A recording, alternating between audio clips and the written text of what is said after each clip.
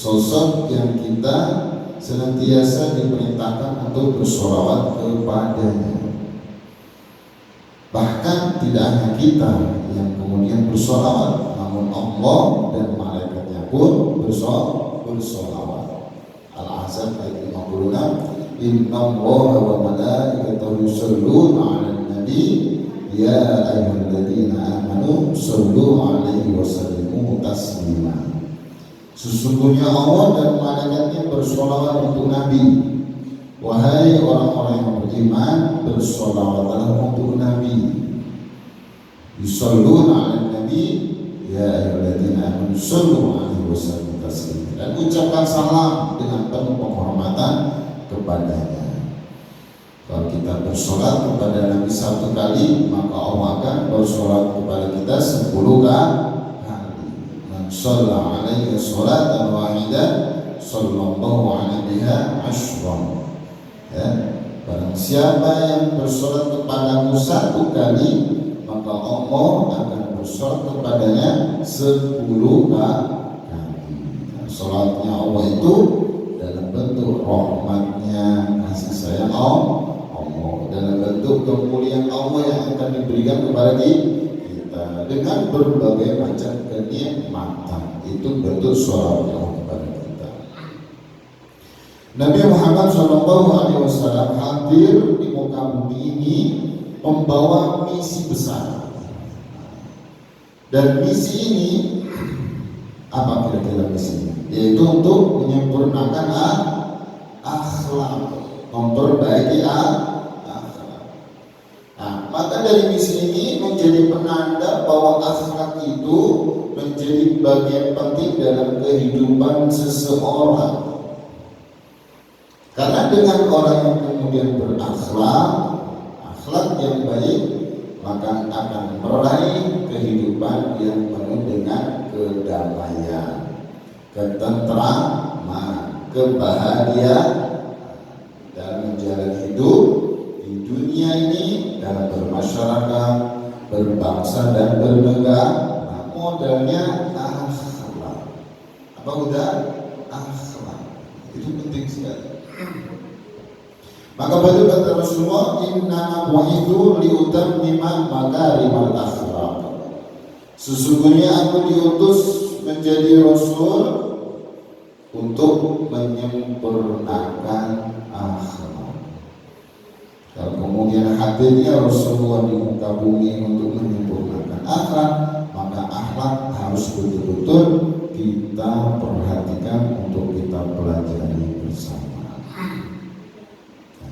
Maka akhlak ini menjadi bagian utama, ya saudara, bagian utama untuk sama-sama dipelajari. Makanya sampai para ulama itu mengatakan al-adabu fawqal ilmi. Ya, adab itu di atasnya ilmu. Wah, hebat ya. Ilmu itu sudah luar biasa. Tapi ada yang lebih luar biasa daripada ilmu, yaitu adab, akhlak, tata krama, etika, ya, menjadi bagian penting dalam diri seorang. Maka harus kemudian yang namanya adab, etika, ya, akhlak ini harus terlebih dahulu dimasukkan kepada dalam diri seorang sebelumnya. Bahkan sebelum belajar ilmu pun adab, akhlak itu harus didahulukan. Dalam hal apapun itu, termasuk pendidikan pun, ya.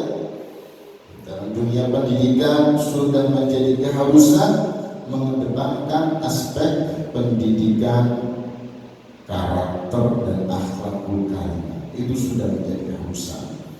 Nah, maka anak-anak di pondok sini, ya, program unggulannya pertama adalah akhlak, kedua Al-Quran, ya, dan lain sebagainya. Kalau kita bicara akhlak kan luas, akhlak kepada Allah, akhlak kepada sesama kita, akhlak kepada sesama makhluk walaupun selain manusia, akhlak kepada alam, akhlak kepada segalanya. Nah, itu semua sudah diatur dengan ilmu Allah. Maka itu menjadi hal yang penting. Nah, Maka pendidikan ini ya, pendidikan karakter, akhlak menjadi sangat penting dalam diri seorang untuk meraih sebuah kebahagiaan itu betul-betul sangat penting. Apalagi di zaman sekarang. Wah, zaman sekarang itu luar biasa. Ya, kalau zaman dulu masih gangguannya, godaannya nggak begitu sehebat sekarang. Ya, tantangan, godaan di zaman digital yang serba modern ini luar biasa. Apabila tidak kemudian diimbangi dengan akhlak, ilmu, ancamannya sangat berat. Apa Sultan? Ancamannya sangat berat. Ya, ancaman bisa terlihat oleh mata kita dalam melihat suasana di sekitar kita. Bagaimana ricuh di sana sini, ya, ada tindakan kriminal, ya, ada kemarin yang lagi viral di Lasi ya, terus kemudian ada asusila, ada menurunnya, berkurangnya kepedulian sosial, tawuran di mana-mana, misalnya itu banyak terjadi. Ya, tindakan kriminal yang berbagai macam hal. Ya, itu semua itu bagian daripada pengaruh ya, perkembangan teknologi yang tidak diiringi dengan akhlak dan ilmu. Betul, bagus sekali perkembangan yang luar biasa dengan perkembangan teknologi di zaman digital yang serba modern, iya. Tapi kalau tidak didasari dengan akhlak dan ilmu, siap-siap akan terpengaruh, yaitu budaya barat, budaya yang tidak baik, termasuk budaya yang ada di sekitar kita yang tidak diiringi dengan akhlak dan ilmu. Nah, dari situlah maka momen Maulid Nabi ini ya, anak-anakku, anak santri dan semua yang mendengarkan dimanapun, sama-sama kita untuk belajar. Senantiasa menjadi momen untuk penguatan penjagaan akhlak kita. Maulid, oh iya, bulan Rabiul Awal mengingat kembali bagaimana akhlak Nabi. Penjagaan akhlak kita untuk senantiasa menjadi orang yang berakhlakul karimah. Dalam barometer, satu ukuran seorang menjadi orang yang baik, bahkan terbaik itu akhlaknya yang baik. Kata Rasulullah, sebaik-baik manusia yang baik akhlaknya. Bahkan kata Rasulullah dalam sebuah hadis, ya hadis arba'in itu ada perintah takwa dimanapun kita berada itu, ittaqillaha haitsu ma kunta wa atbi sayyi'al hasanah taqwa wa khaliqin nas bi khuluqin hasanah.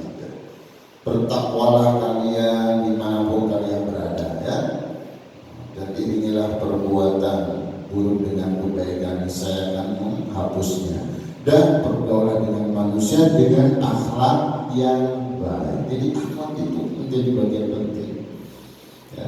Maka kita sama-sama nih ya, anak-anak santri dan semua mendengarkan kembali kemudian untuk menguatkan bagaimana kita harus meneladani akhlak baginda Nabi besar Muhammad Sallallahu Alaihi Wasallam.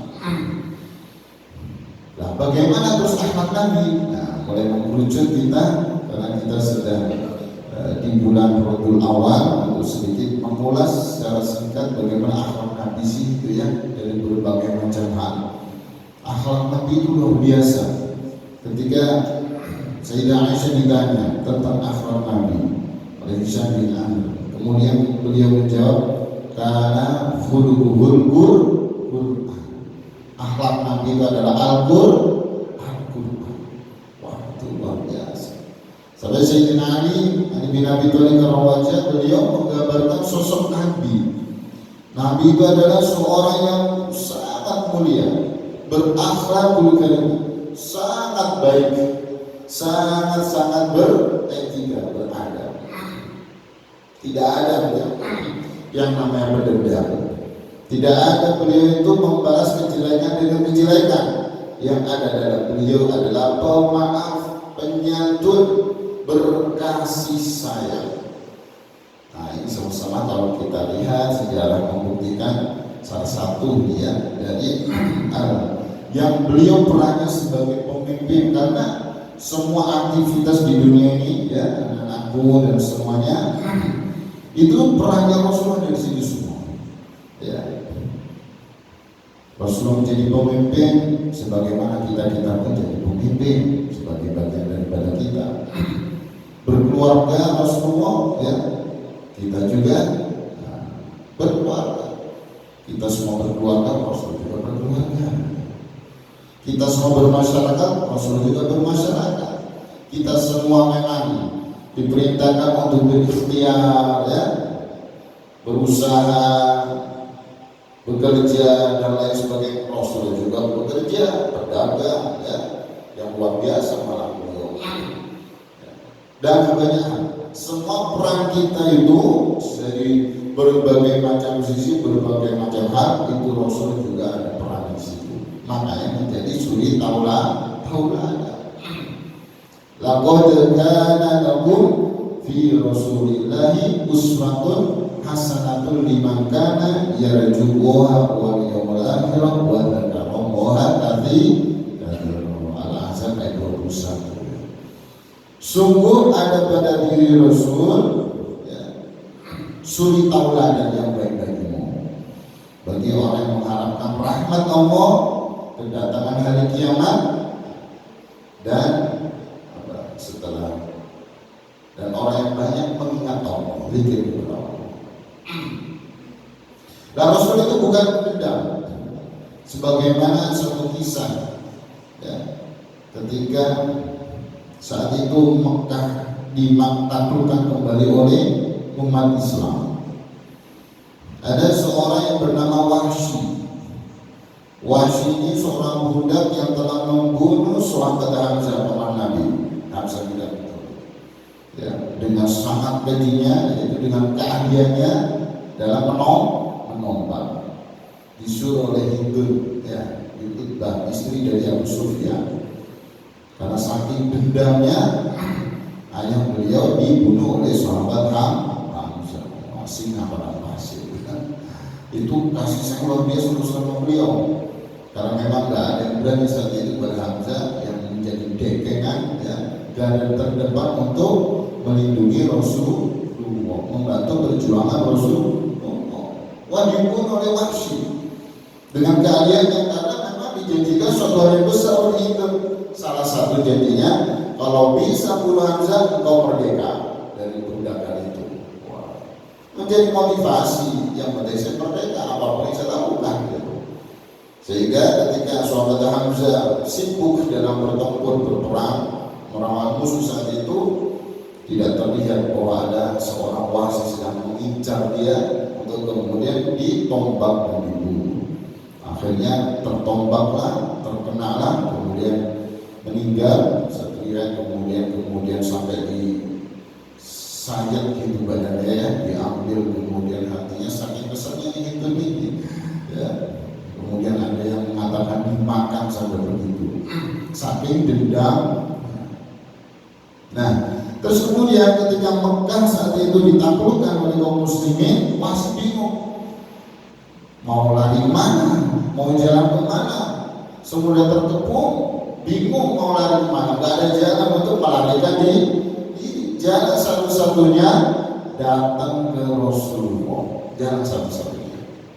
Akhirnya beliau datang, ya, kita kira begitulah, datang ke Rasulullah, ya, maaf, kemudian mengakui kesalahannya dan sangat menyesal sekali telah membunuh sebaik-baik manusia ya. Di antaranya itu sahabat Hamzah, sehebat-hebat manusia ya, diambil dalam berperang ya, salah satunya sahabat Hamzah. Mengakui kesalahannya, sangat menyesal di hadapan Rasulullah. Kemudian beliau masuk Islam. Apakah dalam kondisi beliau datang begitu Rasul kemudian marah? Tidak marah. Coba kalau Iqbal, mana Iqbal? Wah, baru kelihatan langsung aja Rasulullah nggak marah juga. Ya walaupun ya Jangan kemudian pandangkan wajahmu kepadaku, karena aku selalu teringat kepada pamanku Hamzah. Ketika selalu melihat wajahnya Wahsy ini, dikatakan beliau selalu ingat sahabat Hamzah. Tapi marah tidak, dendam tidak. Itulah salah satu contoh yang Rasulullah kemudian berikan kepada kita.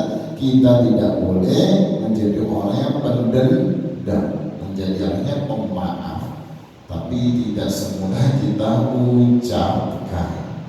Itu dari kita sebagai manusia yang memang harus diperintahkan untuk tidak mudah untuk mendendam. Itu salah satunya. Terus beliau sebagai pemimpin misalnya di saat perang Khandaq, ya, para kaum muslimin sedang mencari parit untuk persiapan peperangan dalam perang Khandaq. Rasul ikut terjun, ikut mengutin tanah, ikut nyangkut, ikut merasakan lapar, haus, ikut serta untuk kemudian bersusah payah. Tidak hanya sekedar menyuruh. Sebagai pemimpin, beliau justru lebih hebat perjuangan. Begitu ya budaya. Iya, lebih hebat perjuangannya. Tidak hanya sekedar kemudian berpangku tangan, tidak, tapi sebagai pemimpin menjadi contoh harus betul-betul bertanggung jawab. Pemimpin adil, beliau itu kemudian ada seorang perempuan mencuri. Kemudian ada yang kemudian merayu Rasulullah agar tidak dihukum sebagaimana mestinya. Apa jawab Rasulullah?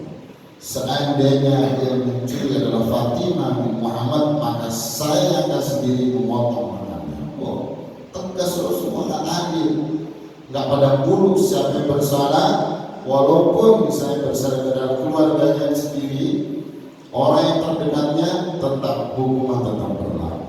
Itulah keadilan Rasul, bukan tumpul ke atas tajam ke bawah. Nah, bahasa sekarang ya, tajam ke bawah, tumpul ke atas. Ya, masyarakat kecil kemudian sangat mudah untuk diberi hukuman seberat-beratnya ketika dari kalangan elit, pejabat-pejabatnya, hukumannya mungkin tidak kemudian mudah diberi hukuman dan seterusnya. Ya, bahasa sekarang itu tajam ke bawah, tumpul ke atas. Kalau Rasul tidak tegas sekali.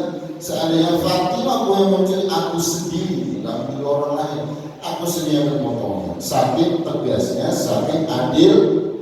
Sudah dicontohkan oleh sebagai pemimpin, sebagai pedagang, pembisnis, pengusaha, pekerja. Rasul sangat hebat. Dari usia 6 tahun ya, beliau sudah kerja keras membala kambing. Karena situasi kondisi keluarga yang sederhana, beliau ikut serta untuk bekerja membala kambing. Disitulah banyak ilmu kesabaran, kejujuran, ilmu kemudian tanggung jawab. Sudah Rasul pelajari dari situ. Ya tentunya semua itu Allah yang memberi. Nah, ini berjalan begitu. Ya, usia 6 sampai 12 tahun ya. Kemudian Rasulullah kerja keras yang luar biasa, ikut berdagang dengan paman beliau, ya, Abu Thalib. Nah, dan itu suatu hal yang luar biasa. Di situ beliau kemudian mempelajari bagaimana cara berbisnis, bagaimana perjalanan atau aktivitas pasar itu seperti apa. Kemudian beliau mempelajari bagaimana jalur untuk perdagangan internasional itu bagaimana. Beliau pelajari dari usia begitu, usia 12 tahun lah kurang lebih. Wah, hebat ya, kerja keras mulai dari kecil gitu sama ibadah. Ya, belum lagi sampai kemudian di usia dewasanya. Rasul luar biasa perdagangannya sampai kemudian ada kerjasama dengan yang namanya saudagar yang kaya raya, sosok perempuan yang namanya Siti Khadijah. Saking hebatnya ketika bekerja sama beliau, keuntungan melejit, ya sangat berbeda dengan orang-orang sebelumnya. Ketika Rasul yang memegang, keuntungan yang melejit, keuntungan yang sangat besar. Bahkan Rasul terkenal sebagai al-amin, orang yang jujur terpercaya. Karena gendutnya Rasulullah dalam berbisnis, berdagang, bekerja, ya, akhirnya Siti Khadijah terpesona. Kemudian singkat cerita, Siti Khadijah yang melamar Rasulullah. Nah, kebanyakan orang laki-laki yang kemudian menanyakan perempuannya. Kalau Rasulullah tidak, yang menawarkan untuk kemudian diajak menikah adalah Siti Khadijah. Padahal beliau orang yang mulia di zaman itu, orang yang luar biasa dari berbagai macam sisi, nasab, ya, dari kemudian hartawan, dia itu orang hartawan, saudara yang kaya, yang luar biasa, sangat berpengaruh di zaman itu. Tapi Rasulullah kemudian yang menjadi tangan kanan Siti Khadijah, ya, partner bisnisnya, ya, itu ternyata kemudian dijadikan sebagai suami. Kenapa? Ada penilaian besar Siti Khadijah bagi beliau. Beliau itu pekerja keras, pekerja yang luar biasa, yang tambah, kemudian begini-begitu, ya, selalu kejujuran yang diutamakan, ya, terus kemudian dan lain sebagainya. Itu Rasulullah. Bukan orang pemalas Rasulullah, bukan orang yang suka mager, ya, saudara. Bukan orang yang begitu hafal Quran antum tanpa mengenal malas, tanpa mengenal mager, terus berjuang. Itu sifatnya Rasulullah. Dan bermasyarakat Rasulullah juga kemudian menyatakan bagaimana ketika ada seorang perempuan memberi hadiah kepada Rasul semangkuk jeruk yang sangat masam. Kemudian Rasulullah ketika berada bersama-sama para sahabat, perempuan ini datang begitu senangnya dengan wajah yang kemudian menyenangkan, sehingga singkat cerita Rasulullah makan itu jeruk sampai kemudian habis semangkuk, sehingga para sahabat heran, kenapa kita tidak bagi sama Rasulullah? Pada Rasulullah itu biasanya suka berbagi sama kita, dan yang ini kok enggak, heran. Tapi kemudian ketika perempuan ini kembali pulang, ada yang berani menanyakan, kira-kira jawabannya atau pertanyaannya, wahai Rasulullah, mengapa kita tidak dibagi, malah menghabiskan semuanya? Kira-kira begitulah, ya. Rasulullah yang jawab, sejatinya jeruk ini sangat masam sekali. Aku khawatir ketika aku bagikan kepada kalian kemudian akan marah, kemudian akan menyinggung, bahkan menyakiti hati perempuan tadi. Aku tidak mau perempuan tadi hatinya tersinggung, tersakiti. Maka beliau sampai berani berkorban menghabiskan jeruk semangkuk yang masam itu demi biar tidak ada hati yang tersakiti. Kita dalam bermasyarakat nggak boleh sedikit-sedikit menyinggung, sedikit-sedikit menyakiti, itu sedikitnya kisah biasa. Dalam berkeluarga Rasulullah menyatakan, ini kalau punya anak santri nanti kalau masa berkeluarga, beliau punya istri, beliau punya anak sama kayak kita juga, ya. Beliau punya keluarga. Bagaimana akhlak Rasul kepada keluarga? Contoh pada istri beliau, Sayyidah Aisyah misalnya. Pada suatu malam ketika Rasulullah SAW itu pulang larut malam, sehingga karena memang pulangnya larut malam, terlihat rumahnya sudah penghuni rumah yaitu Sayyidah Aisyah, ya, istri beliau sudah terlihat tidur terlelap dengan kondisi pintu terkunci. Nah, ketika Rasul melihat pintu terkunci dan tidak bisa masuk, ya, kalau memang Siti Aisyah istri beliau sudah tidur terlelap, maka beliau tidak berani mengetuk pintu, apalagi mendobrak. Beliau relakan untuk kemudian tidur di depan pintu, ya, sehingga pas suatu pagi ketika kemudian Sayyidah Aisyah terbangun sebelum subuh, kemudian terlihat mana Rasulullah. Terlihat di ruang sana nggak ada, ruang asli nggak ada. Begitu buka pintu ternyata terlihat Rasulullah sedang tidur di depan pintu. Kemudian ditanya, wahai Rasulullah, mengapa kau tidur di sini? Mengapa engkau tidak masuk saja? Ya, karena aku lihat engkau sudah tidur pulas, sedang menikmati indahnya tidur di malam hari, maka aku tidak mau mengganggumu. Maka aku tidak mau mengganggumu yang sedang tidur. Biasa tidur aja gak berani diganggu, apalagi malamnya. Tuh ya. Padahal kita tahu bagaimana tidur di luar, banyak nyamuk mungkin ya, panas ya. Kalau sekarang nih selain panas banyak nyamuk, apalagi hal-hal yang kemudian mungkin bisa terlihat kotor atau apa dan segala macam, bisa masuk angin dan segala macam. Tapi sekedar lentuk aja tidak berani, apalagi jedor-jedor. Bagaimana kasih sayang beliau kepada istri dalam berkeluarga, akhlaknya sudah ditunjukkan. Itu Masya Allah, akhlak berkeluarga. Akhlak bagaimana beliau bisa menghormati orang, menghargai orang. Bagaimana beliau itu tidak ada rasa kemudian mudah jahat sama orang. Ya, kita tahu yang sering sekali kita terdengar seorang pengemis buta di pojok pasar Madinah, Yahuda ya. Nah, itu tiap pagi, tiap hari-harinya selalu ngoceh. Ngocehnya itu apa?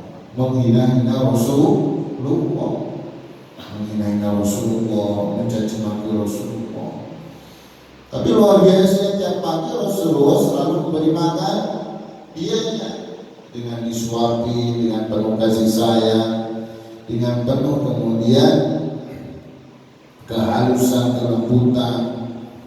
Ya, tiap pagi suapi. Bahkan sebelum nyuapinya itu dikunyah terlebih dahulu biar kemudian memudahkan pengemis ini untuk makannya, biar terasa lebih nyaman, lebih enak dan seterusnya. Padahal tiap pagi dicaci maki. Kira-kira caci makinya, hei kamu, hei kalian, jangan dekat-dekat dengan Muhammad. Muhammad adalah pendusta, pembohong, penggenti. Dan ternyata digituin itu Rasulullah juga tahu, bahkan Rasul juga mendengar. Nah, tapi apakah kemudian Rasulullah marah? Tidak. Padahal dia buta, nggak bisa melihat. Apa aja bisa Rasulullah lakukan, kalau mau mendendam, kalau mau membakar. Tidak, Rasulullah tetap datang tiap pagi, tetap datang tiap pagi, memberi ini, memberi itu Masya Allah. Ya. Disuapi. Hingga suatu saat ketika Rasulullah SAW wafat, ya, sahabat Abu Bakar kemudian bertanya kepada Siti Aisyah terkait amalan apa yang perlu aku lakukan yang sudah menjadi kebiasaan Rasulullah. Disampaikan ada kebiasaan Rasulullah di pagi hari memberi makan pengemis yang ada di pojok pasar Madinah. Ketika sahabat Abu Bakar mencarinya, kemudian ketemulah di situ sahabat Abu Bakar, kemudian menyuapinya. Apa kata dia pengemis itu? Kamu bukan orang yang biasanya. Orang biasanya itu adalah orang yang lembut, berkasih sayang. Bahkan sebelum nyuapin aku pun dikunyah terlebih dahulu, sangat-sangat sopan santun, sangat-sangat baik sekali. Padahal yang selama ini dicaci maki, selama ini dihina-hina. Enggak, orang biasa, bukan, kau bukan orang yang biasanya, beda. Nah, kira-kira begitulah bahasanya. Sehingga sahabat Abu Bakar jujur, iya memang betul, aku bukan orang yang biasanya. Orang yang biasanya menyuapimu, dia telah wafat. Dia adalah Muhammad Sallallahu Alaihi Wasallam. Seketika itu juga si pengemis buta ini kaget, ya, nangis menjadi-jadinya, sangat menyesal. Ternyata selama ini yang dicaci maki, yang dihina-hina yaitu Muhammad, dia adalah sosok orang yang baik hati. Dia adalah sosok orang yang penyayang, penyantun, pemaaf, tidak mudah membalas dendam.